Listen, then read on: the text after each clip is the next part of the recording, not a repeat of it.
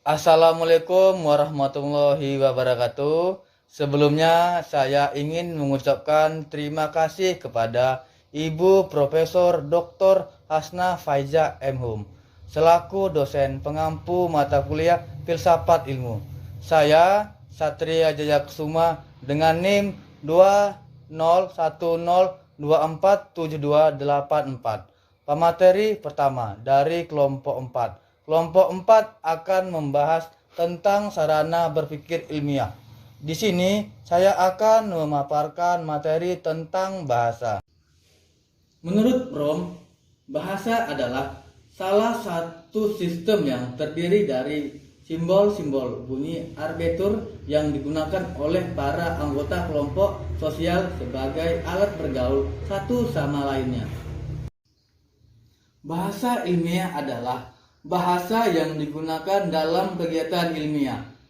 Dalam tulisan-tulisan ilmiah, sejarah selalu dituntut secara deskriptif agar memungkinkan para pembaca untuk ikut menafsirkan dan mengembangkan lebih jauh. Bahasa mempunyai peranan yang sangat penting dan merupakan suatu hal yang lazim dalam hidup dan kehidupan manusia. Kelaziman tersebut kadang membuat manusia jarang memperhatikan bahasa dan menganggapnya sebagai suatu hal yang biasa, seperti bernapas dan berjalan. Padahal bahasa mempunyai pengaruh-pengaruh yang besar dan luar biasa.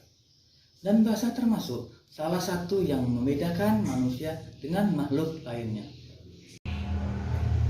Manusia merupakan makhluk yang menggunakan simbol-simbol dalam kesehariannya, dan manusia menggunakan simbol-simbol dalam berpikir. Bahasa sebagai sarana komunikasi antar manusia.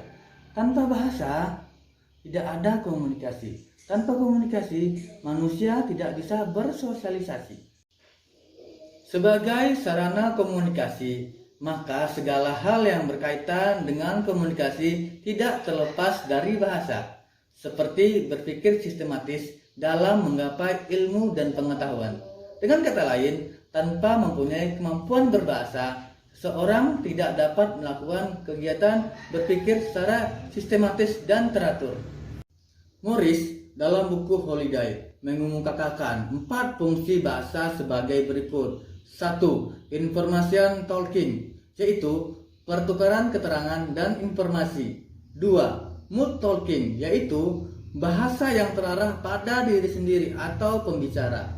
3. Explorative talking, yaitu sebagai ujaran untuk kepentingan ujaran, sebagaimana fungsi estetis.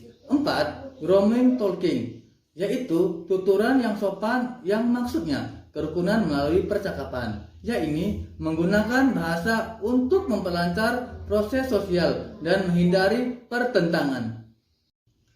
Berbicara tentang sarana ilmiah, ada 2 hal yang harus diperhatikan. Pertama, sarana ilmiah itu merupakan ilmu dalam pengertian bahwa ia merupakan kumpulan pengetahuan yang didapatkan berdasarkan metode ilmiah, seperti menggunakan pola berpikir induktif dan deduktif dalam mendapatkan pengetahuan. Kedua, tujuan mempelajari sarana ilmiah adalah agar dapat melakukan penelaahan ilmiah secara baik. Bahasa sebagai alat komunikasi verbal yang digunakan dalam proses berpikir ilmiah, di mana bahasa merupakan alat berpikir dan alat komunikasi untuk menyampaikan jalan pikiran tersebut kepada orang lain. Dengan kata lain, kegiatan berpikir ilmiah ini sangat berkaitan erat dengan bahasa. Menggunakan bahasa yang baik dalam berpikir belum tentu mendapatkan kesimpulan yang benar, apalagi dengan menggunakan bahasa yang tidak baik dan tidak benar. Premis yang salah akan menghasilkan kesimpulan yang salah pula. Semua itu tidak terlepas dari fungsi bahasa itu sendiri sebagai sarana berpikir. Ketika bahasa disifatkan dengan ilmiah, fungsinya untuk komunikasi juga harus disifatkan ilmiah. Ini komunikasi ilmiah. Komunikasi ilmiah ini merupakan proses penyampaian informasi berupa pengetahuan. Di samping itu, untuk mendapatkan hasil dari komunikasi ilmiah, Maka bahasa yang digunakan harus terbebas dari unsur emotif. Demikianlah pemaparan materi dari saya. Assalamualaikum warahmatullahi wabarakatuh.